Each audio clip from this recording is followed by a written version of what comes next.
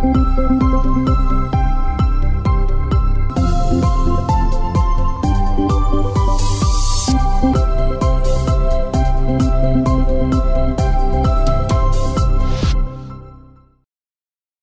am going to do a bechamel sauce demonstration.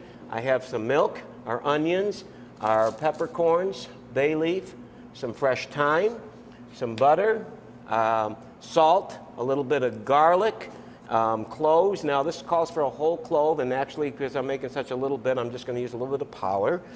And then our flour, which actually is going to provide us with a little bit of roux. So with that said, I've decided to, and what I've been doing for a long time, is to cut up the onion. So with that said, I took the skin off, and then I take my core end and away from the chef's knife, and I'll go ahead and start to cut the dimensions that will get me into a medium dice.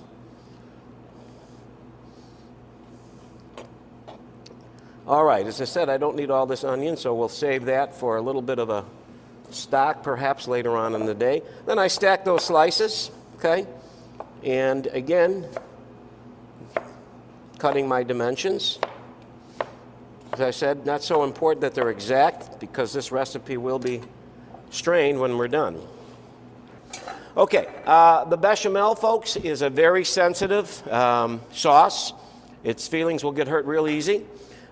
You have to maintain low temperatures because it will scorch, which basically means the roux that we're going to make is going to stick to the bottom of the saucepan, and when that happens, a good chance that you're going to burn your sauce. So, keep your flame nice and low.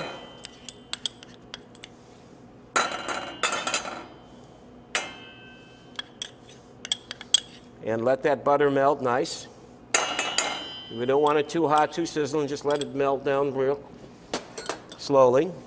We're going to go ahead and sweat our onions with the bay leaf, the sprig of thyme, and the peppercorn. Let me throw the garlic. Now, I'm going to turn this heat down a little bit. I just added garlic, and you know, one of the things about garlic, it does want to caramelize very quickly.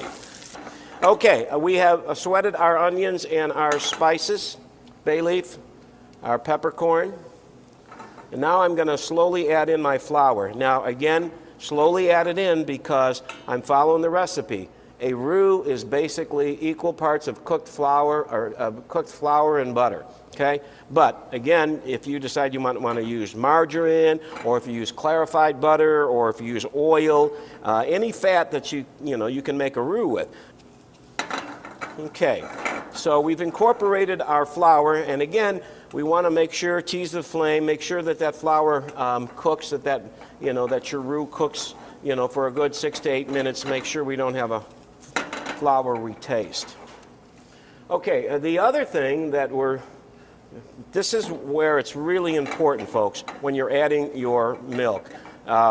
The suggestion is to temper the milk, and that's a good suggestion. You can throw it in the microwave, which I did here. Sometimes I'll take a little bit of this onions and butter and this roux that we've got here and then add that to it. But I slowly add it, okay? And again, you can hear a sizzling, which is okay, but I don't want this sauce to boil. I've incorporated all the milk, and as you can see, it didn't separate, so that's a good thing. So now we've got to simmer this. I'm going to put this on the back burner and let that simmer. Okay, it simmered for about 25 minutes. I strained it, and then I seasoned it with my salt, a little white pepper, and a little bit of nutmeg. And again, it's a mother sauce, and we want it to have nice flavor, but we don't want to over season it. Well, thanks for joining us today at learntocook.com. Be sure to comment and to subscribe. Also visit us on Facebook and Twitter. Have a great day, and thank you.